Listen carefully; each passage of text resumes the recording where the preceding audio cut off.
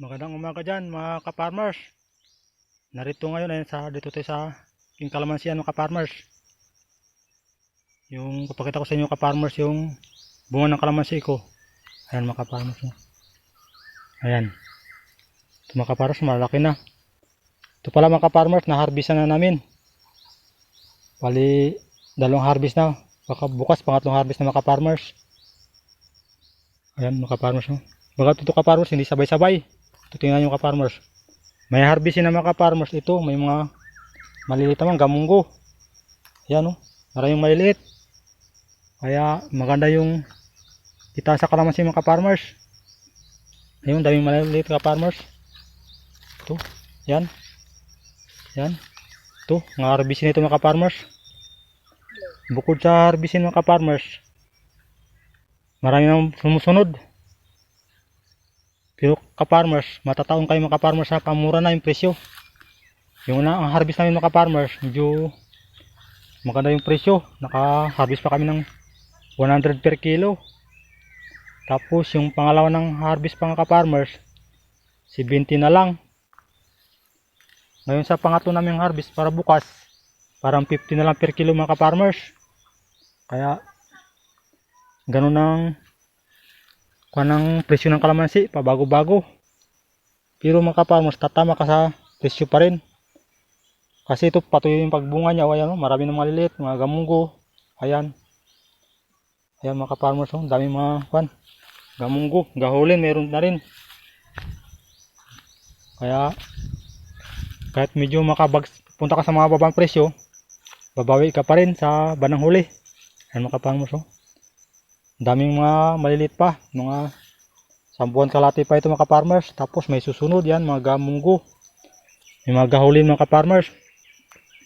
Kaya sa kalamansi farm, babawi ka rin kahit medyo tumama ka sa mga gandang mababang presyo. Sa sunod na buwan biglang tataas yan, doon ka babawi mga ka-farmers. Pero kailangan continuous ang pag-aalaga natin mga ka-farmers. Bibigyan natin mga ka-farmers yung mga pangailangan ng kalamansi, katulad ng pag-aabono, pag-i-spray ng mga insecticide para patuloy siyang magbigay ng bunga at maalagaan yung dahon niya, mga sanga niya palaging maganda. Kasi mga ka-farmers, pag maganda yung dahon ng kalamansi, yung bubunga na maganda. Yung pag pangitin yung bunga niya. Kaya tingnan yung mga ka-farmers, ang daming bunga niya bukas ma-harvest kami mga ka-farmers. Nabilin namin sa palengke. Kaya kailangan mga ka-farmers, continuous lang talagang pag-aalaga sa kalamansi para kakabawi ka kahit minsan bumagsak yung presyo niya mga ka-farmers. Na-harvest na ito mga ka-farmers, bukas pangatlong harvest na kami. Pero marami pang harvestin, saka maraming susunod pa. Yan ang kaya naman mga ka-farmers sa kalamansi farming. Halos lahat ng presyo tatamaan mo rin. Ayan na yung bunga.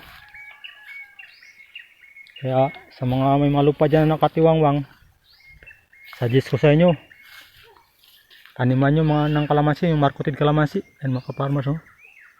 Dahil dito katanim na kayo kahit 500 na puno, malaking kitaan na yan.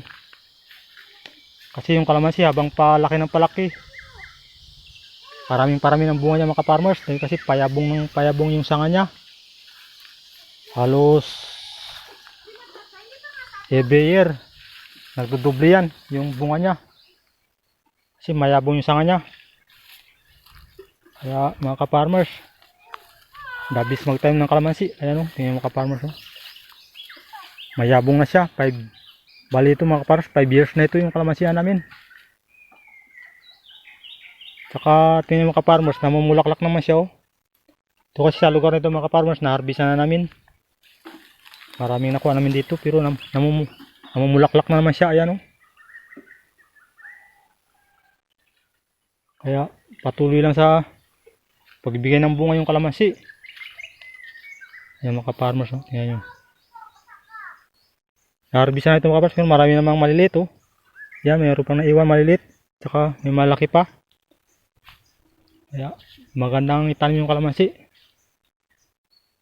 Sa mga viewers ko pala ngayon dyan, sana paki-like and share nyo yung aking video. At sana po pa-subscribe na rin po sa aking mumunting YouTube channel.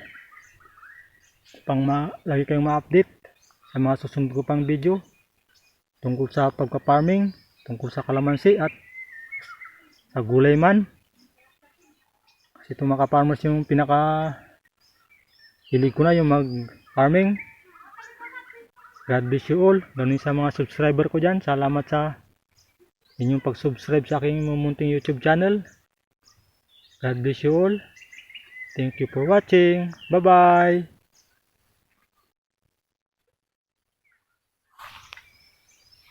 Aroy.